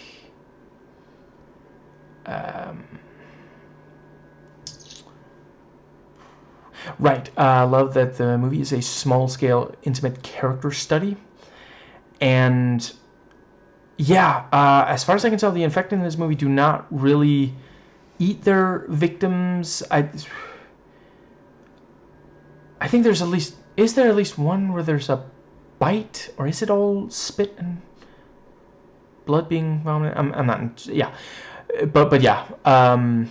let's see. I think maybe the monkey at the start bites, but it might be scratching. But yeah, you know, the crows obviously do bite into, but yeah, or peck, whatever. The infected in this vomit, spit, scratch, and occasionally shout at non-infected, and scientifically speaking, that does make more sense than them going for cannibalism. Don't get me wrong, I love the Trilogy of the Dead. I think it was smart to make this change for something more based in science. So, I do want to talk about the acting. I've mentioned several of the others. I'm gonna briefly talk about Megan Burns, who plays Hannah. Now, I understand that she is really amazing in at least one other movie, and you know, from what I understand, in reality, she has a Liverpool accent, which is very different from a London accent. She's struggling to do the London accent throughout the whole movie, and I do think that is why her performance is not quite as strong. You know, I believe the term is she's a Liverpudlian, which does always sound to me like a human being who consists entirely of a puddle made from their liver. But I'm not gonna lie, I think they should have just had her have an accent, and I don't know, just say, you know, we used to live in Liverpool, she hasn't kicked the accent yet. You know, a line about how she gets teased in school because of it, but she's still struggling to adjust or something. But yeah, you know, struggling to do the accent you're being asked to, you know. Halle Berry, incredibly talented. She deserved the award she got for introducing Dorothy Dandridge. She's struggling with the Kenyan accent in X-Men 1, and thankfully they just drop it after the... I don't think she's trying to do it at all in the second one, or... Yeah, but, you know... Let's see... Right, I really appreciate when her character points out Jim and Selena need Hannah and her father, too. And I do think the physical performance, when it's her face, or she's, you know, generally moving, you know, I do think that does tend to work. You know, it's mostly when she speaks. Oh my god, I am a cishet man, white, saying that I wish a woman didn't talk so much. Fuck me. I swear it is only about the acting performance, and I feel bad for her that Megan, that she's gotten all this criticism for, like, she was clearly doing the best she could. And yeah, like, genuinely, like, when they're at the dinner and you can just tell she's like, what the fuck is this? What are we doing? Why are we celebrating? My father just fucking died. I haven't gotten a chance to bury him yet, and we're talking about fucking fucking omelet. You know, like, just, yeah. And like, she looks like she would like to break an egg on some of these guys' heads or something, but, you know, and you know, yeah, when she's, like, stoned, I do think that also works pretty well, you know. Yeah. I don't know, that feels mean to say, but I do genuinely think once she's stoned, it just felt like it worked. And I quite appreciate, again, like, Garland, I think, I guess it's possible it's someone else, but these little details that feel like they were added by him, the thing, you know, she's like, I'm okay, sweetie, I'm glad you're okay, we're all very happy for you. I don't think Selena is that worried about, like, your mental and emotional state right now. No offense. She's thinking, we should get away from the infected. But yeah, you know, I believe they say it's Valium. That does make you feel like, everything's cool. I'm not speaking from experience, but that is what I hear from people who know. And yeah, that is what we're seeing. And then, you know, after a while, she's like, they're dead. You're next. You're just like, and I feel like that's a very Boylean and Garlandian thing. This thing of like, because like, she's chill about it. She doesn't even think that there's necessarily anything wrong. I don't think she's actually saying it to mess with the guy. I don't get that sense, because she isn't really the kind of person who would play with fire like that. She teases her dad and the, Jim and Selena, but like once the military is there, she's not like, ooh, can I touch your gun? Like trying to provoke a reaction. But yeah, like the value makes her chill, but she's also thinking like, they have been. She's right, like we know that because we saw it. But yeah, it's been a while since people started leaving. They're not back yet. They're not out yet. It's yeah. Let's see. I think that the third act of the movie is excellent, but part of me does miss the first two when the third act starts. I do understand the movie just would not be as strong if all thirds were the small group of survivors that we meet early on looking for help. That kind of thing could get really punishing to watch, for almost 100 fucking minutes. It's, let's see. I think the last third has a lot to say about human nature. The climax has Jim using anger against the soldiers at the end, saying that at times anger can save your life as long as you're not completely overtaken as the infected are. The soldiers were supposedly on their way to commit suicide. Ultimately, we only have the word of a proven liar until, the OC? OG. Not OP. He came up with the idea of promising them women, and it is true, the lizard brain will go into emergency mode when you're convinced you will die soon to get you to attempt to reproduce so that your line doesn't die with you. And yes, this does sometimes get the people to focus more on the attempt to reproduce than on surviving, since they might not survive anyway. But the movie doesn't end with rape. In fact, ultimately, no one is raped, and thank God. I really don't think this movie should have. Yeah, I'm glad the movie doesn't have it. In fact, a group of survivors with their combined efforts managed to prevent rape entirely. The movie takes us to the lows of the low over the course of the movie, showing a lot of the most horrible things that happen to people. And it sets this up beautifully right away, because the first thing we see is this footage of civil unrest. So it's like, this sometimes happens. This is what human beings sometimes do. And we're not really being told that the people are right or wrong, or that it's right or wrong for the various police and such, riot cops, I guess, to, stop them and such. But yeah, like immediately, it's put right in our face, front and center, immediately. Human beings sometimes do bad things, because at the end of the day, whoever you side with during the civil unrest, I mean, one of them technically has to be wrong, because there are, the riot cops and such, you could say, oh, that it's like defensive and they're preventing greater harm, but they are engaging in some violent acts. So yeah, and some people would say, well, those engaging in the violence need to be stopped by the riot cops because look at what they're doing, that kind of thing. It immediately puts us in that mindset. People can do terrible things, and not terribly long after, we see no people, and then we start seeing people can also do good things. Because at the end of the day, even before they meet Frank and Hannah, there are some little moments where they are very human towards the thing about if you need us to slow down, you better say so. That is showing empathy. Like, he's not saying if you slow down, you're fucked, we're abandoning you. They save his life at risk to themselves. They didn't have to, they hear a loud noise and hear infected. They know that there's a human being there that hypothetically could be saved, and they save him.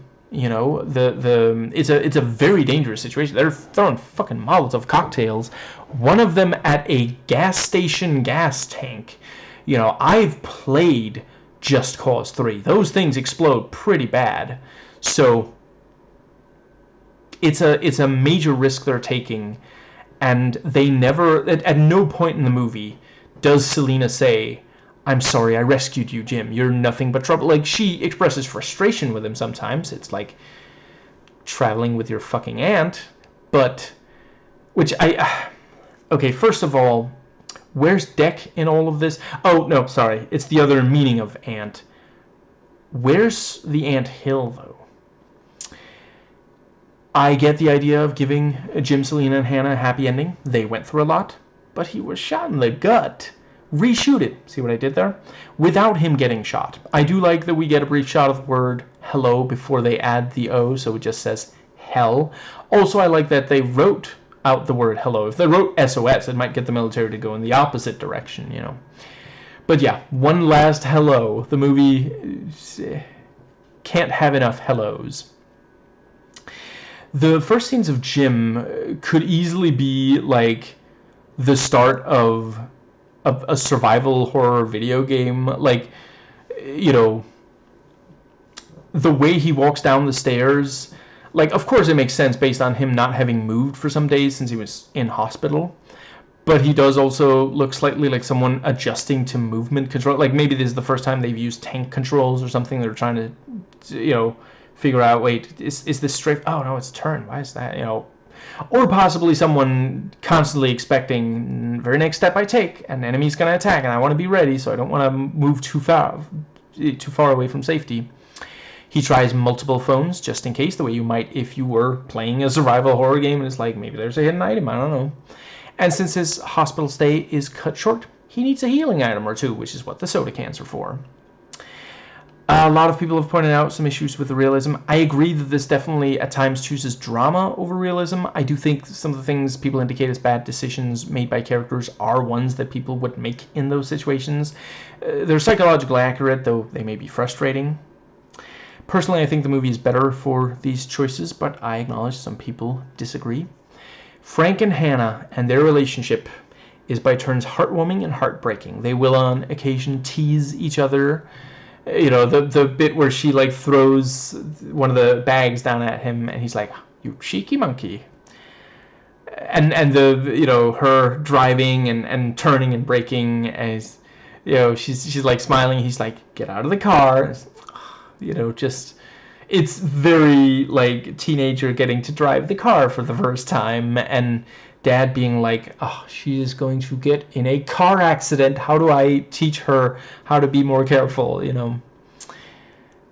And Frank doesn't include Hannah when he tries to talk the others into the two of them going. Presumably, if she hadn't heard through the thin walls and the final answer had been a no from Selena and Jim, he would have tried to break it to her very gently, possibly come up with a comforting lie. One of the strongest moments of the entire movie is Frank's last moments. It starts with the group realizing the only base they've reached is empty. Selena gets Frank's attention, and, you know, he responds, "We have to go." Go fucking where? Notice that he's patient with Hannah and the others except for when he's scared for his daughter's safety. And he also does fairly rarely swear, especially rarely in front of her. I think that's the one time he swears in front of her. It's not that he's incapable of feeling frustration, but he refuses to snap at his daughter if it isn't about fearing for her safety. You know, he really, really wants to protect her. She is everything to him, and that is the thing. Like, Jim wakes up, what happened to my parents? You know, they meet Frank, we gotta protect Hannah. You know, all these things. And, like, we don't like, I cannot remember his name, but the Christopher Eccleston character. But, I mean, it is clear he cares about the safety of his men. You know, like, he finds out that at least one of them was going to attempt suicide, and he's not like, well, if you're gonna break under this circumstance, what good are you? He thinks of something to try to save, you know, them. and that's also, you know, I don't think that Frank or Jim go too far in trying to protect their loved ones. I do think that Eccleston, you know, Major Eccleston does, and again, it's showing, you know, sometimes humanity is a good thing, and sometimes the you know, it, like, his humanity, his love for his boys leads him to do terrible things. It leads him to kill, and you know, he was going to have or have killed, I guess, have the Simpsons quoting guy killed. You know, he doesn't kill him personally, but you know, he gave the order, and you know, yeah, he was trying to get these, you know, a woman and an underage girl raped. Now back to the the scene. Yeah, you know, Frank is made uncomfortable, maybe even offended by the ravens feeding on corpses, so he kicks the fence, which leads to a drop of infected blood hitting his eye. Come on, Jim. Ask the crows, would you like to see my mask? You had one job. At first he tries to keep Hannah from realizing that she's about to lose her father, claims nothing is wrong. He tells her he loves her, and it's this, like, even if when she's saying words, it's not the most effective performance, but when Hannah, like, you can see in her face, she's like, what's going on? Like, because she knows, he shows that all the time, but he doesn't say it that much because a lot of men struggle to, including, you know, with their daughters and female partners and such.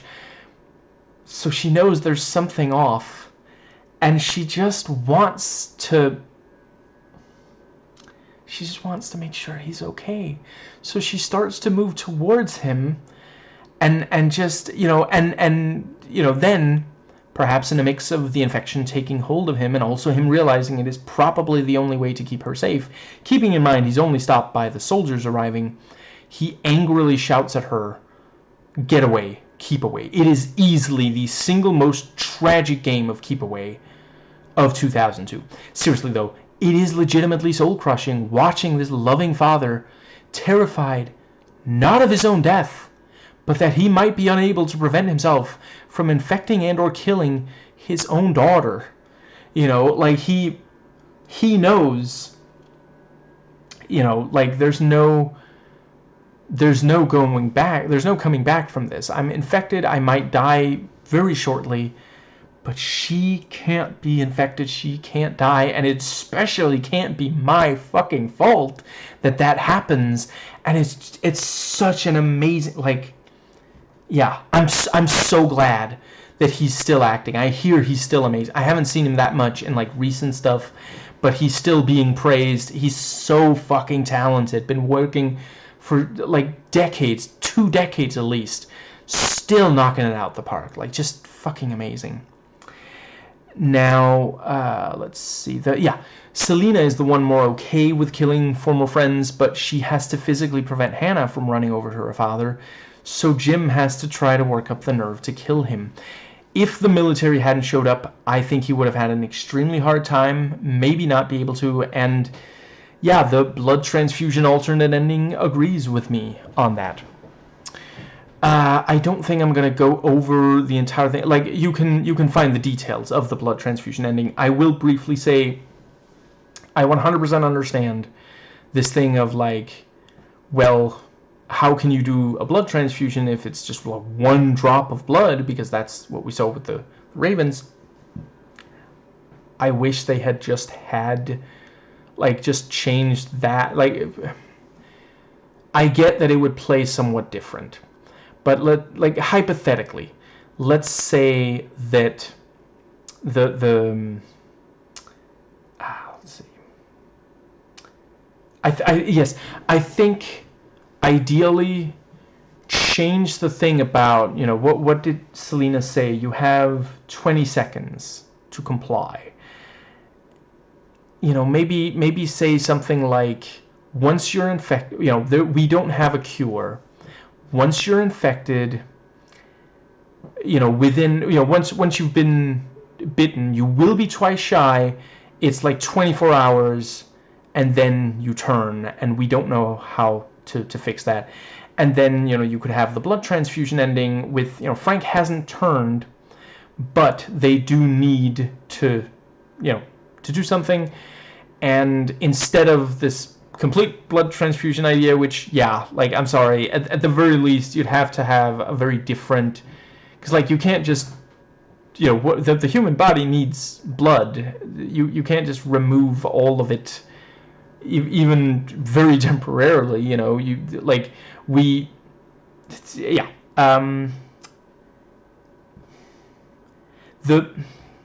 if they had said that he needs a lot of fresh blood, and they realize, okay, Jim, they tested, like in the actual alternate ending described, they test it, they find that Jim is a donor, but if they if he gets so much blood that, if he gives so much blood to Frank that Frank doesn't turn, it means that he will be severely weakened. And then they have to decide, it would mean that he had so little blood left that he would actually die. And then they have to decide, is it better to let him die like that, or to purposefully infect him so that he lives on at least a little? Because as far as I understand, let's see, was it Garland? I think it was important to one of them that the final image was Jim infected, strapped to a table, so like mirroring the monkey. Which, pro tip, don't touch the monkey. But I wish that they had realized that, and we would have, I think it would overall have been a better ending, because it really does become a different movie. Like the last third is almost like an action horror movie, in a way that just doesn't, it's so different from the first 2/3. Now, I understand why some people feel that the movie is slow compared to zombie movies made before it. I saw someone say the movie is basically more of a character study than a classic zombie movie. I agree. That's not going to be for everyone, and that's fine. There are quite a few zombie movies out there you can watch instead. Let's see. Yeah, I'm not the first person to point out this rejuvenated the genre. Before this movie, you had a lot of zombie movies that were about people planning and realizing how society has fallen apart. Some of them do comment on the lost humanity. This one is more about how you react to, let's see, being, it's not as much about the fear and danger of the infected as it is about the realization things might never be the same, pondering all that they've lost. There's that thing about, you'll never read a book that hasn't already been written. I love the quiet scenes in this movie. We have so many zombie movies that don't particularly go for that kind of thing. We see the fear, loneliness, and isolation of Jim going through the empty streets of London. We see the pain when he finds his parents dead. He has this sort of dream about, coming home to them, trying to process it. We see the survivors going to, let's see, I guess it's not called a mall, but you know what I mean, and pretending like things are still normal, basically play acting. And the joy of the fresh food, the stuff that was packed, not in the open. We see them smile, looking at the free horses. It's very clever of Frank to use Christmas lights to attract the attention of the survivors. The infected don't look for things like that. They go by smell and noise. And he would have Christmas lights, He's like 100%. Frank is one of those who are like super into the Christmas, or make sure that the Christmas lights are up. It's funny, I've seen a bunch of different people say the infection at the start of the movie was the fault of the animal rights activists. Some say they expect people like that to destroy the world. Others say, oh, they're well-meaning, but they made a mistake. I've always read it the other way around. It's not the fault of the animal rights activists. It's the fault of the scientists. All the animal rights activists do is set free imprisoned animals. That wouldn't be a problem. It would be a good thing if the monkeys weren't infected. And that was the scientists doing that. Like, we're not talking about, oh, they went and freed, like, someone, Like, let's say that they broke someone out of prison that, well, fuck, that's a bad example. I'm a prison abolitionist, so that's not exactly the kind of, but yeah, let's say they did something that was obviously, yeah. And of course they don't believe the scientist's claims. First of all, saying, infected with rage sounds ridiculous. Second, he was okay with imprisoning animals and testing stuff on them. Why would they believe a word he says? In their minds, he'd say anything to get them to not release the animals, since it would be proof that animals were being tested on. Animal testing is a terrible idea. They get all nervous and get the answers wrong. It's very rare for me to side against scientists, but this movie and District 9 get there. But that is such an excellent, they're infected. Infected with what? Rage. Just such a perfect, yeah. The scientist at the start specifically did not want more drama in his life. He actually used to be a locomotive driver, but then he saw this young spy jump between the train and a helicopter, and it really freaked him out bad. Some people take issue with the fact that in a lot of scenes with a lot of light, we don't see infected. It doesn't seem like they're actually hurt by it, which I know is something that really freaks some people out. I agree, zombies and vampires are not the same thing, but it seems like they maybe avoid it or aren't as active during light, but on multiple occasions in the movie we clearly see they aren't actually burnt by it like vampires would be. I think maybe their eyes are bothered by the light or heat. Like, some viruses do make you uncomfortable with light and heat. I forget if rabies is one of the things, but hypersensitivity to various aspects, yeah. And it is also just like, I'm sorry, they did need an explanation for why they're so comfortable. They're like leaving the car, and like, I mean, they're practically defenseless when they're going shopping. If we didn't have the thing about don't move during, or only move during the day because they don't tend to, yeah, they're not hurt by it, but it's just not their favorite thing in the world. Selena hacking Mark to death is shocking and horrifying. We spend the rest of the movie with her. She specifically says, will not hesitate for a heartbeat to kill someone else that is infected. And I think that is also the way that Jim, not the audience, will in the activist science even learns that that's one of the ways infections spread. Until Selena explains that, for a few seconds, he thinks she's just like snapped or something. And genuinely, it feels like Mark, like the way the camera and the other characters are, treat Mark, it feels like he's going to be in the entire movie. And I honestly kind of wish there was a version of the movie where he was. I wanted to hear more corny dad jokes, and just, yeah, the way he is. But it's such a great misdirect. It really makes it feel, you realize anyone could die at any moment. And ultimately, of the, let's see, I guess there's five, yeah, of the five characters that we meet fairly early on and that are treated at least somewhat as being main characters, only two of them do die.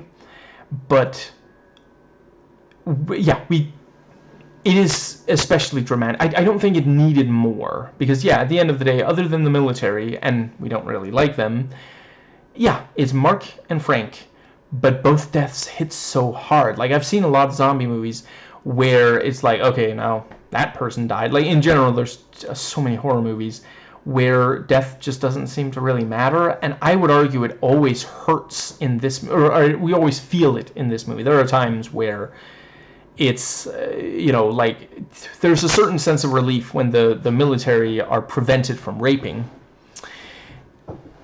Now, it is very important to remember, if you ever find yourself in England chased by rage zombies, they chase you on the left side of the road. And if you want to know what the best time of day to try to get past them is, tea time. Infected or otherwise, Brits never miss tea time.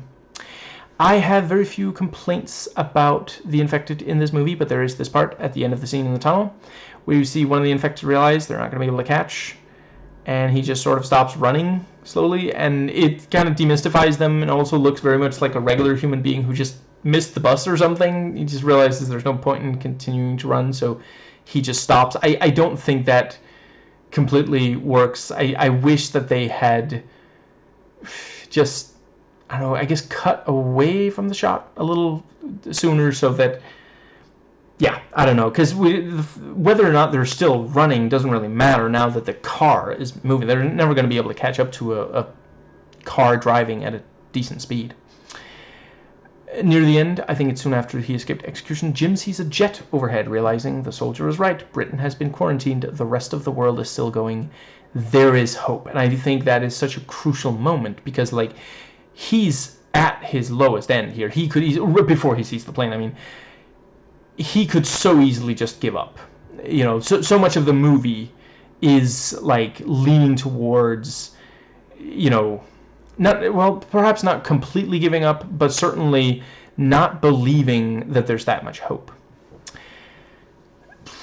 Some people take issue with how the survivors found Jim when they have Molotovs out. Did you not see him yelling hello over and over? Obviously they have a hello-o-meter. That thing will lead them right to him. Maybe the soldiers intentionally waited nearby for an excuse to shoot one of the men so it would be easier to get access to the woman and the girl. Let's be honest, Frank would have freaking lost it if he learned someone would rape his daughter. Mama Bear is a thing. Is Papa Bear a thing?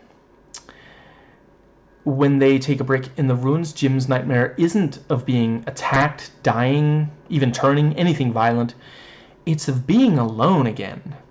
And his sort of dream after finding his parents dead is of just coming home and everything is normal. He's grieving. He just wants a little more time with them. You know, there's the juice and he's like, drinks it. Can I have some of that? Oh, it's empty. Ha, funny. You know, just these little things. Because he's a kid. He's like, as far as I can tell, he still either lives with his parents or at least frequently visits, because it doesn't seem like he's thinking of something that was like years and years ago in this sort of dream. But yeah, he just wants to see them one last time and make a silly joke about, oh, I already drank this. Like, there's no way he drank all that juice in such a short amount of time, you know. But that's all he wants, you know. He's not dreaming of wealth or even for the rest of the world to return to normal. He just wants a little more time with them. Just, you know, oh, hi, you're home.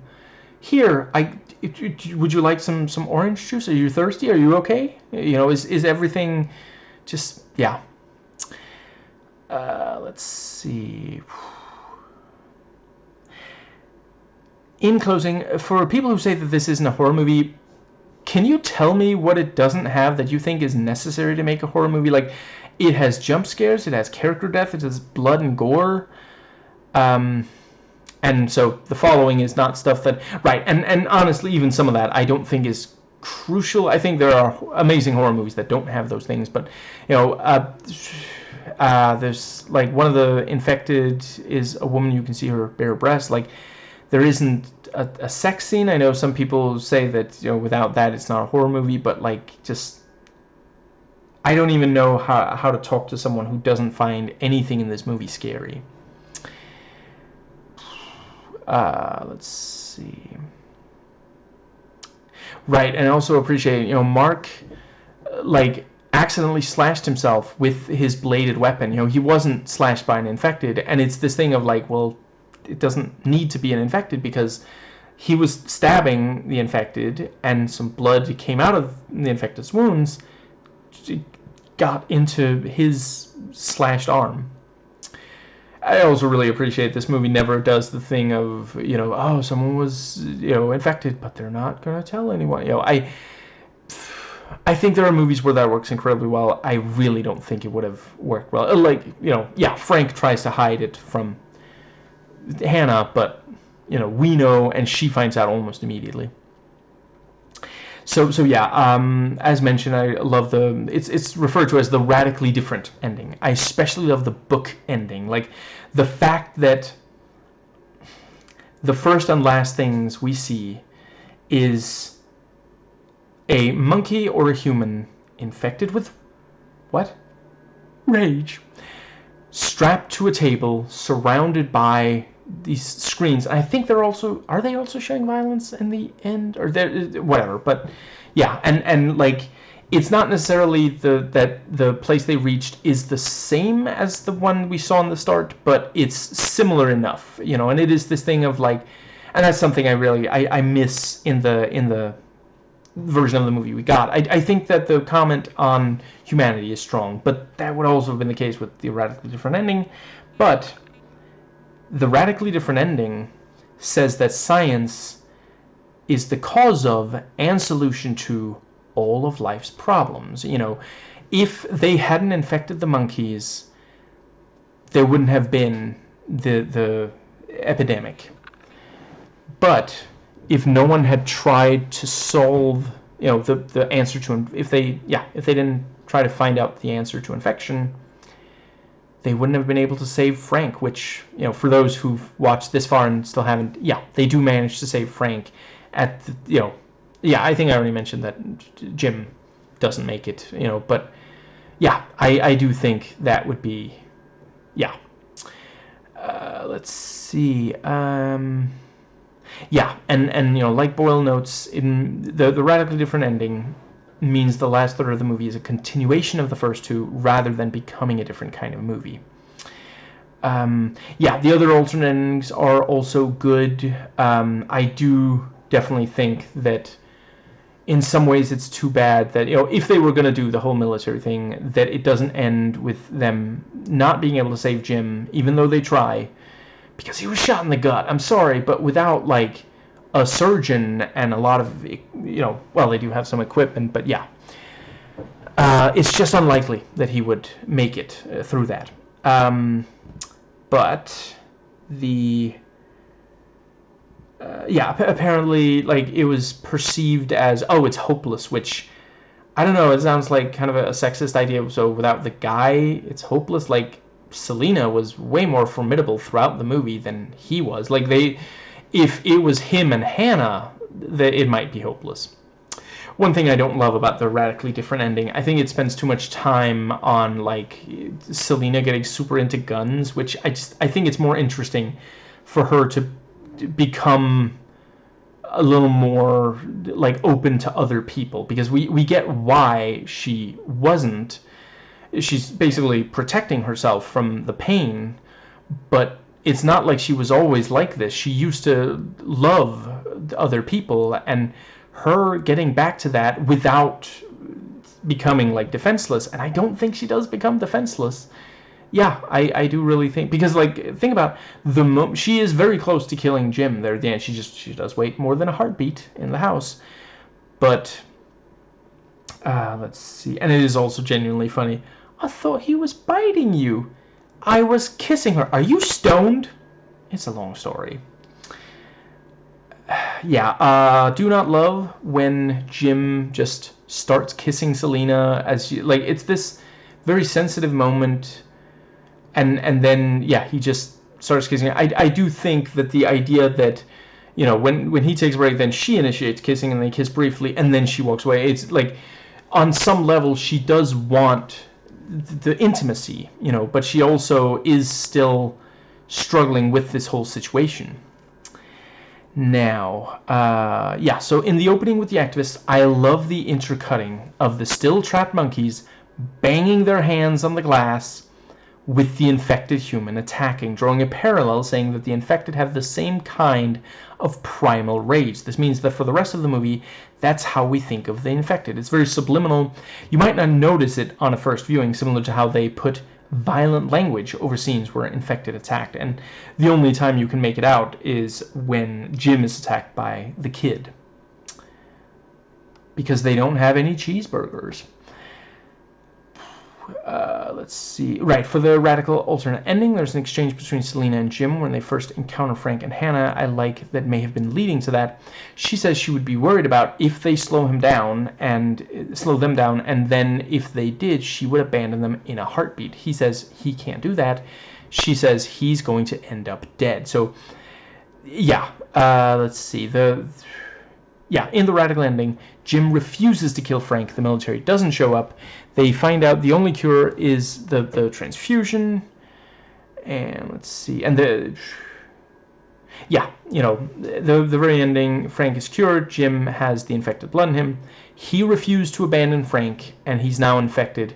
Who will die? You know, so yeah, she was technically right.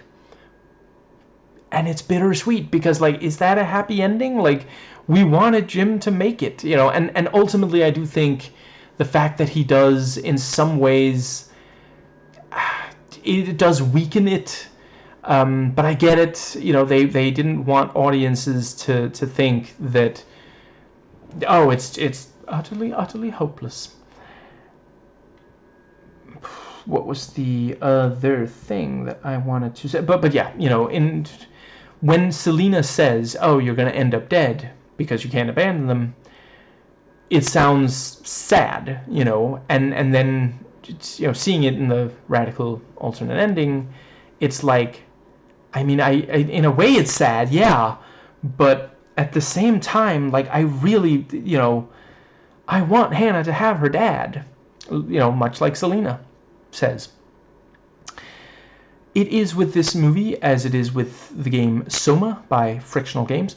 You're allowed to not like it. You're allowed to say that there are other things that scared you more, or even to say that you think they made the wrong choice of what to scare you with. And I realize the following is going to sound condescending, but I have to say it. This movie, well, I want to say it. This movie and that game, if they do not scare you, it's because you're not putting yourself in the shoes of the protagonist. It's because you're not imagining what it would actually be to experience what they experience. And I think you might be doing it because you're like protecting yourself, because it is fundamentally inherently terrifying. Like, I'm sorry, everyone has at least one person or pet or, you know, living thing that deep down you really don't want to lose. You know, you might not be able to admit that to yourself, and that's one thing that I've encountered a lot of horror fans, because I am one. I gotta say, and this is, I will admit, I used to be like that. We gotta get past this idea of, like, horror is about seeing something that others say is scary and saying, it didn't get to me, I'm tougher. No, but that's not interesting, though. Like, what are you getting other than an ego boost? You know, try to actually, you know, engage with the material. Like, I'll grant there are horror movies out there that are not scary. You know, I don't know that I would claim to have ever been scared while watching a Friday the 13th movie. I watch those movies for other reasons. But, you know, I do have a soft spot for slasher movies. I love the suspense and the tension, and, you know, yeah, some of them just really nail. Like, I mean, I think I probably wouldn't if it wasn't for Halloween and some of the, I guess most of the Nightmare on Elm Street movies, you know, because they do so much with something that you would think is fairly simple and you can't do much with. But yeah, like, if you're not being scared by it, that doesn't mean you're better. It might mean that the movie isn't very good, but sometimes I see it for movies like this, movies that are actually genuinely terrifying, and I hope people like that grow past it, you know. And again, I used to be that way. I get it. Now, some people don't like the fact that we don't get an explicit explanation for why the infected rage against the machine. I mean, non-infected, but never each other. In my opinion, if you think of it as the same kind of rage that occurs in real life more than a virus, hooligans don't attack the people on the same side, the ones that love the same football team as they do. If you're experiencing road rage, you're not going to attack the people in your own car, you know, so on and so forth. Infected with what? Rage. Well, stop peeing on them. Have you tried giving them a banana? Do you need to wash your hands? Did you do a test? Is it all P, no H? And that is it for this one. Yeah, wasn't sure I was going to talk for this long, but I fucking love this movie. I think there's a lot to say. I hope it was interesting. Um, Kudos if you're still watching. I don't know. I feel like I should be like awarding you some prize or something. God damn, you're patient. Anyway, yes, another movie review next week. And until then, there will be a daily video talking about. I mean, most days it is an episode of a show. One day a week I do a video game review. And yeah, once again, I don't know if it'll be in a month, but sometime next month I will do 28 Weeks Later, which places it roughly 1 month before 28 Years Later comes out, and I will watch that in theaters. I cannot fucking wait. The trailers look amazing, and it really does look like, no, they have new ideas. They're not just gonna do one of these first two movies over again. Like, it, yeah. And it looks like they're actually thinking about what would it look like, though, after 28 years of this, and I do think those are some of the most interesting post-apocalyptic movies. Like, I do love one of these where it's like, oh, the apocalypse just happened. Look at what this is. It's 28 days after first infection. But yeah, something where, oh, they've made a new society. There are groups that, really, really looking forward to that. I realize I haven't watched the movies he's directed yet, but I do think Alex Garland might be just the exact right person to write a story about what would it look like 28 years, what year after first infection, I don't fucking know why I always forget what he looks like. I look him up every so often, and every fucking time it's like, oh right, that's what he looked. I don't know why I even expect him to look different from that, but yeah. That's right, he wrote it with Danny Boyle. Oh yeah, Aaron Taylor Johnson. Okay, I'm just looking at, moving. Awesome, Erin Kellyman. It's gonna be weird to see her in something not connected to Disney. But I do really love her. I don't know why people have such a problem with her in Willow, Star Wars, and the MCU. I think she is great in all of them. I look forward to seeing her again. Yeah, it might not be too bad if she doesn't spend all her time with... Because, I'm just gonna double check to make sure, I don't think Disney has anything to do with the, let's see, we need the production okay, so Columbia Pictures, Columbia Pictures, that's not, I don't think, has a, and Sony, as far as I know, has nothing to do with Disney. Let's see. Yeah, because they were also behind Kraven the Hunter, which is... And Venom, not Disney. It might not be the worst thing for Erin Kellyman to, not only be tied to the House of Mouse, because some of their decisions, and to be clear, I'm not talking about, oh, they're too woke, that's such... Fuck me. The Cavernacle has theorized that maybe we're starting to see the downfall of the anti-woke YouTubers, and I'm sorry, I really feel like they've had so many chances to do constructive criticism, to actually engage with ideas, to stop fucking lying. So, I mean, I don't want them to be destitute, but I don't wish ill upon them. I just want them to shut up. But for example, I think Disney are way too... They gave in almost immediately to Trump when, the second term... so that's Yeah. Sometimes the House of Mouse makes some bad decisions.